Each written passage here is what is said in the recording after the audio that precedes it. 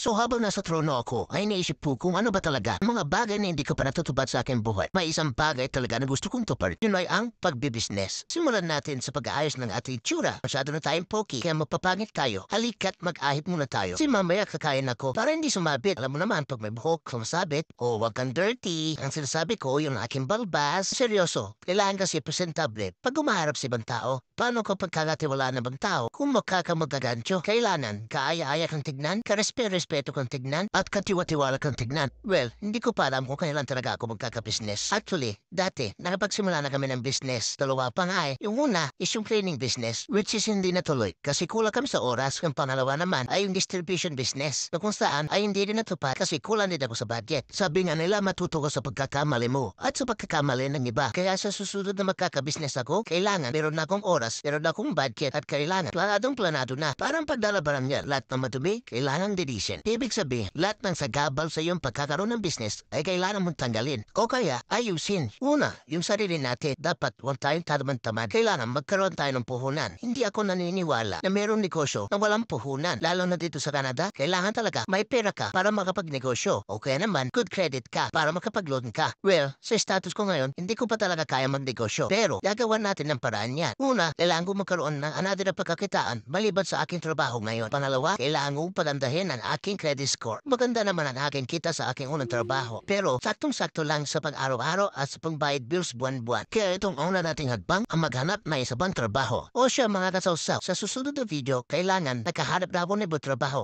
Dito nung muna. Bye-bye!